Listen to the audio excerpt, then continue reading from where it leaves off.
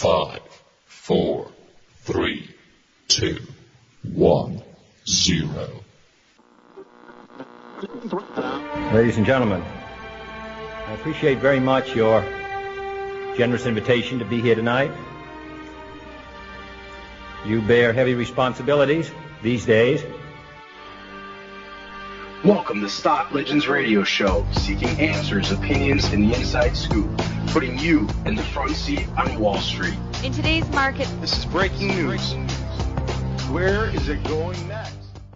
Ladies and gentlemen, welcome to the Stock Legends Radio Show. Please welcome today's host, myself, Quick Draw. Also, today we have a special guest that we've had on the radio show in the past, and we're very excited about having back on the show today. His name is Mark Luden, and he's the CEO of public ticker symbol GTMM, known as the Guitammer Company. Mark, welcome to the Stock Legends Radio Show. Yeah, great to be back with you, Justin. It's all our pleasure. Now, Mark, it's been a little while since we've had you on the show, but for the listeners that may not be familiar with you and your company and what it is that you do, why don't you just take a couple brief moments and tell us a little bit about your technology and some of the things you've accomplished in the last year or so. Yeah, so the Guitammer Company, we started out making the ButtKicker brand of low-frequency transducers or hardware that lets you feel bass like a subwoofer that works off any movie or video game. A number of years ago, we came up with this concept of why couldn't you be part of the action for live sports? So when one football player hits another football player and the announcer says, "Did you feel that hit?" The answer would be, "Yeah, I did," live and in real time. Or when the racing's going and one car hits another, you could feel it. Or just recently with hockey, when a guy smashes a guy into the boards, you would be able to experience that type of immersive broadcast live and in real time. So like a hockey or football movie that's been produced by Hollywood with all the thumps and bumps and special effects added is able to be used by our hardware. We came up with this, what we call kind of moving upstream, up the value add of being a technology provider like a DTS or a Dolby with surround sound, where live and in real time we'll capture the impact of a hockey player hitting the wall, and then with patented technology, and the broadcast patent covers the transmission of this haptic or tactile effects, you'll be able to use it regardless of whose hardware you use. So whether it's ButtKicker-brand hardware or anybody else who makes that kind of hardware.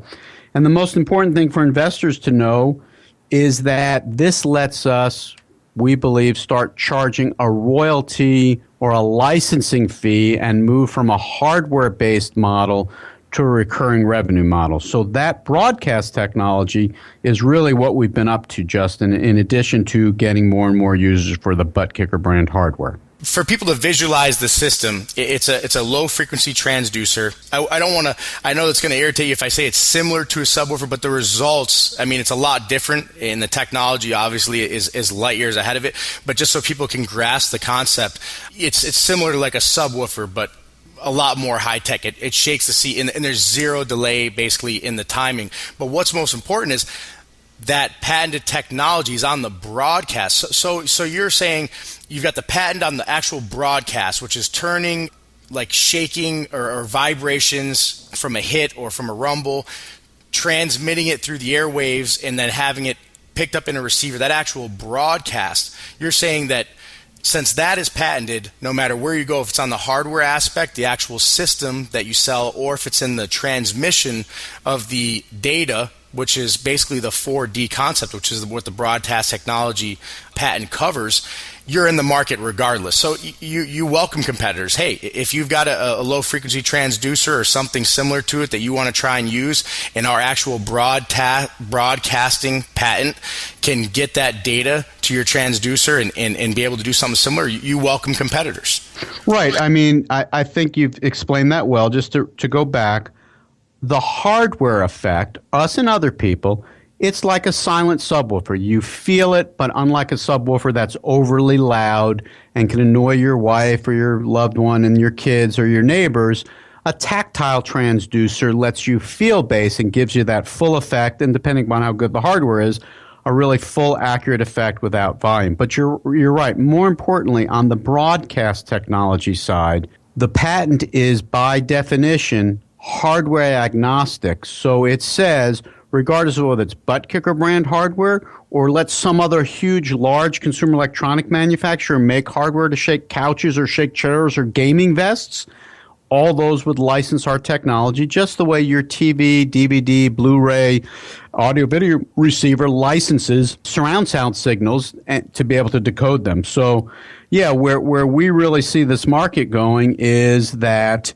haptic tactile broadcasting will be a thing, as they say nowadays, and we happen to have thought of and patented the pipe to transport that data, the feeling, motion, movement data, live and in real time, regardless of Justin, whether it's over the air or even if it's internet-based broadcasting. So any kind of live haptic tactile data, we've got an issued patent in March of 2011 that covers it. All right, so Mark, let's talk a little bit about the Sharks and what you guys have been doing moving into the sports segment. Right. So, it's one thing for a little over-the-counter doc, and we are fully reporting, as you know, to have an idea and to say big things. It's an entirely another thing to actually have the patent issued so people can look at it and see it for themselves. It's even more important, we believe, to not just talk the talk, but walk the talk. So in 2013, we went live with the National Hot Rod Association for their races on ESPN2, where we put sensors on the hot rods, and then as they ripped down the track, we added that feeling of being in a top fuel dragster or a funny car or a pro fuel car, a pro stock car, right to the ESPN broadcast. So if you had the hardware at home, you were in the car. And then last year, moving our deployment of this technology even further, we entered into a three-way contract, a true partnership with the San Jose Sharks and Comcast Sportsnet California, who is owned by the NBC Sports, which has the NHL broadcast rights. So for the 2014 and 15 season, every home game at SAP Center that was broadcast by Comcast Sportsnet, Justin, we had sensors on the boards, and when Rafi Torres smashed a guy's face into the boards, if you had the hardware at home watching the game in the Bay Area or the Comcast Sportsnet California broadcast area, bam, you were right in the game with them. It was like sitting it was like sitting at the glass at SAP right at home. Oh, that's amazing. What did people think about it? They dug it, and I think the best way, again, is not to believe me, but to go out and take a look. I think it's on your site. It's certainly on our site in January of this year. Fox Channel 2, KTVU in San Jose, sent their sports anchor out to SAP, shot footage of how the system works, interviewed the Sharks coach and two of their star players, and then even more importantly, he went out and found one of our end users at home and interviewed the guy and his buddy at home watching a live Sharks game.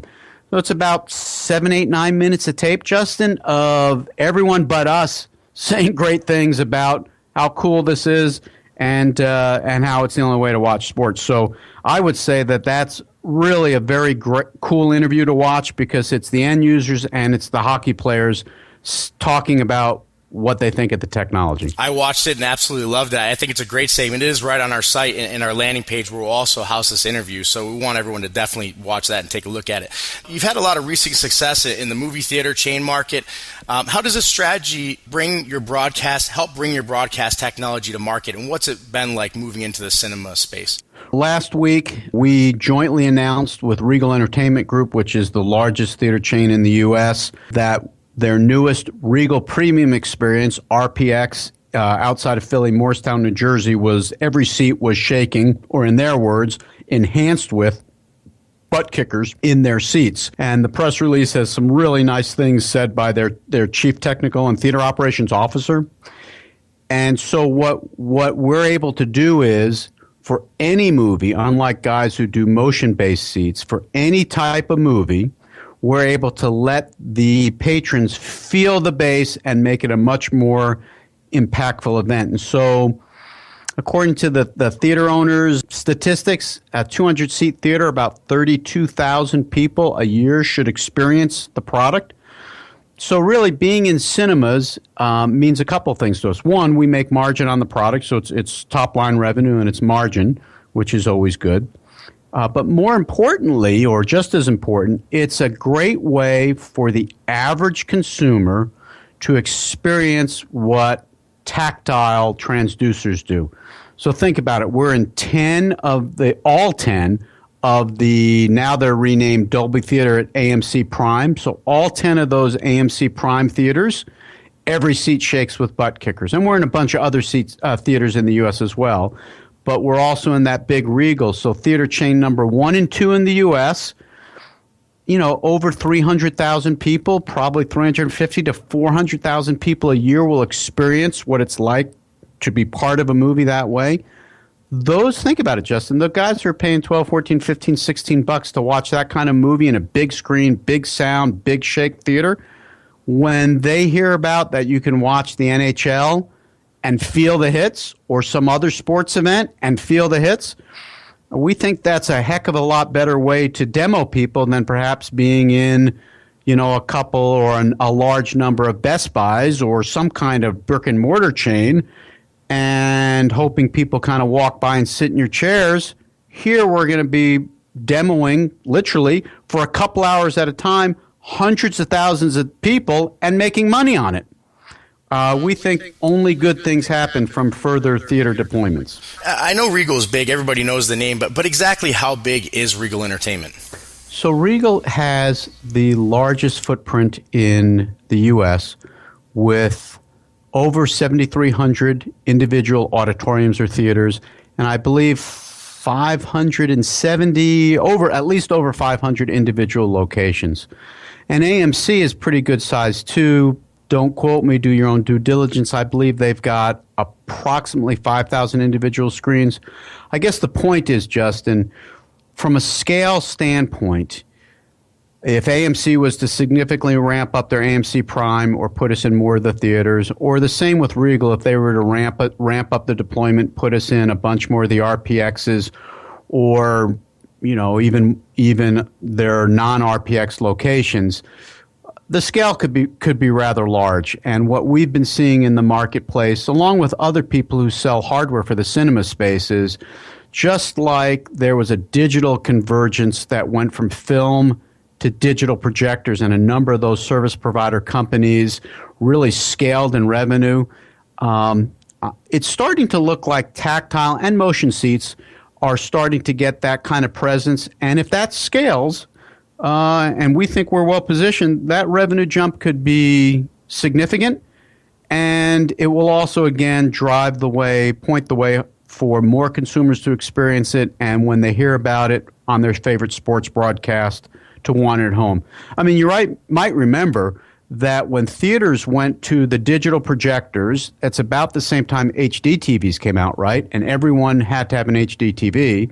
Theaters first went to what's called 4K, or in the home it's called Ultra HD. And now those of us, just me and you probably, Justin, who just a couple of years ago or a number of years ago bought an HD TV and then a bigger HD TV, suddenly we need a 4K HD TV. Absolutely. You're exactly right. And so suppose you've got, even right now, there's over 400,000 people. Suppose you get several million people in the U.S. experiencing 4D in the movies, and you find out you can experience it for a big sport.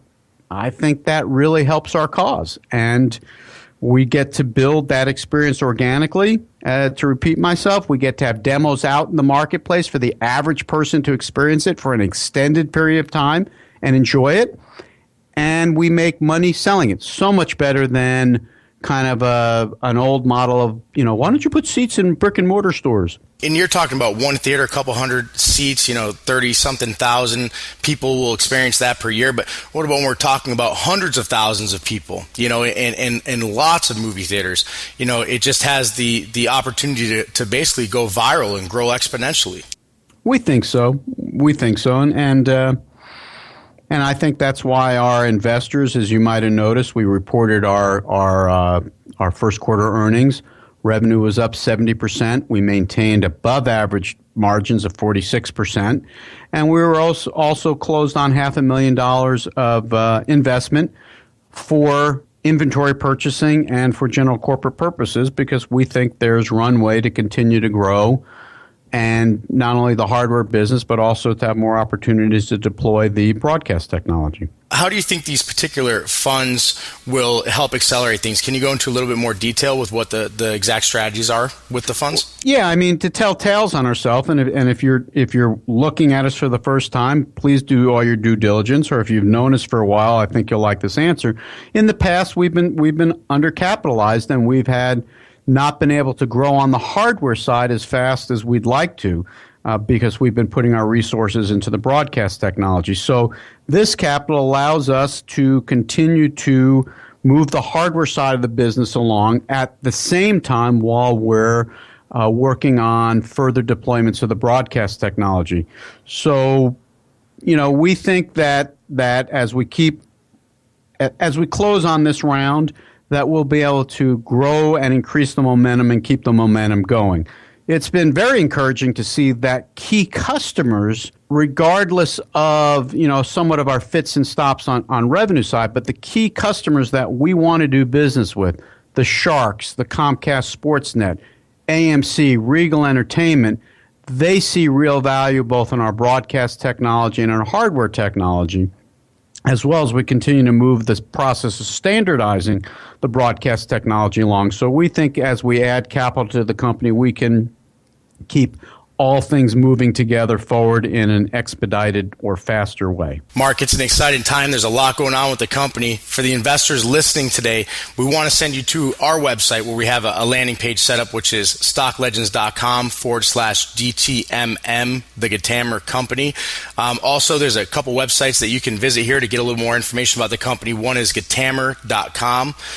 Or also shakemycouch.com are some great resources to go to. But for those of you listening today, we're going to put you on the hook. We've got a lot more to talk about in part 2 of this interview. We're going to release in 2 weeks. We're going to go into deeper about the cinema strategy and more potential opportunities. It's just going to blow your mind. So make sure you're listening for the interview, part 2, that will be released in roughly 2 weeks. Mark, it's been our pleasure having you on the radio show today. We can't wait to fill investors in with everything else going on in part 2 of this interview segment. Thanks, Justin. Look forward to talking again.